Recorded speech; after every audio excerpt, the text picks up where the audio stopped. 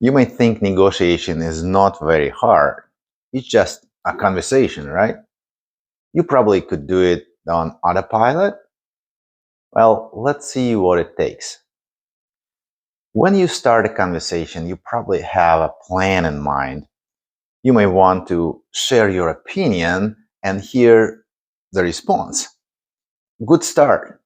What happens next? You probably need to understand what they say in reply. It would also be great to consider why they're saying it, especially if they look unhappy. At the same time, if you have to figure out how it aligns with your plan and pivot if necessary. It could help if you noticed particular words they use, indicating deep emotions or fundamental values that they have. Let's call these words touchstones because they may reveal critical information about their decision-making process. You make mental note because you can get back to those touchstones later and touch on those points to figure out what's behind these words. And then you need to analyze what they say and choose what's important and what's just a distraction. You'll need to choose if you'd like to explore new points or dig deeper into what you're already discussing. Also, you will need to notice a personality type of your opponent. Are they analytical and need data to be convinced? Are they driver type who appreciate actions above all? Maybe amiable or expressive?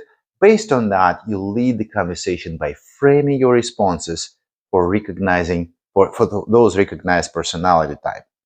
This will definitely change the emotional dynamics, which you would watch closely to see where is the sticking point.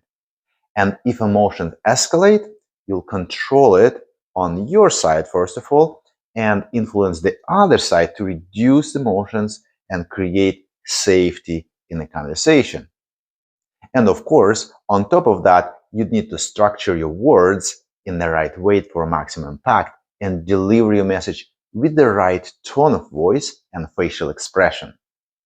Yes, I almost forgot. You need to avoid 10 crucial negotiation mistakes. Sounds pretty simple, right? Not quite. It's overwhelmingly difficult to control so many parameters. FBI hostage negotiators know about it and put the whole crew to listen to the call.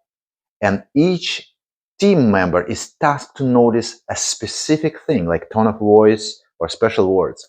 Then critical information is provided to the coach role who makes strategic decisions about the direction of the conversation, and only then will coach give the recommendation to the negotiator who is directly talking to the hostage taker.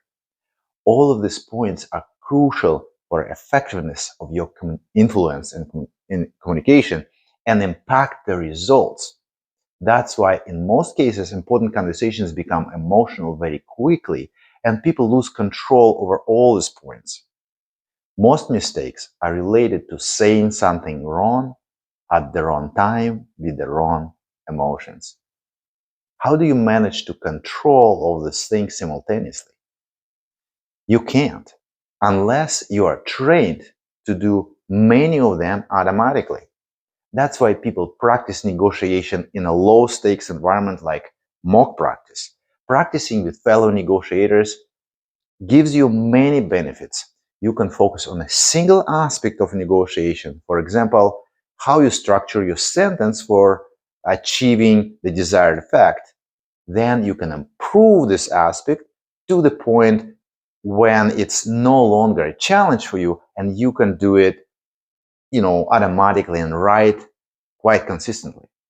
Also, you get feedback from fellow practitioners to recognize your strong and weak sides, so you can focus on improving it to make fewer mistakes and know how to recover. Cognitive overload is the number one reason why people are less effective in negotiation than they could be. It could be compared to kind of juggling too many balls and then dropping them all because it's too much or too many for the skills. That's why people who start practicing make significant progress in the first days and weeks. And one negotiation practice community member told me, my boss said to me recently that my communication style has changed completely and dramatically, and for the better. Do you know how many opportunities open up for this member after changing this crucial communication element at work?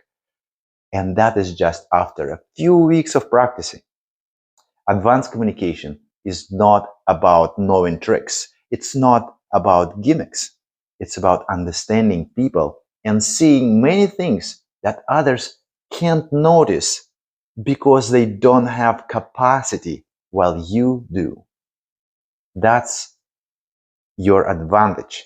And that's the mastery of advanced communication. Join my free masterclass to learn about the 7 principles of influence from Dr. Robert Cialdini. And check out free practice sessions next week on Monday and the following days. And sign up for an upcoming leave call with one of the top negotiators in the world, Jim Camp. Jim will answer your questions and present his new book about negotiation for leaders. I'll leave the links in the description below this video.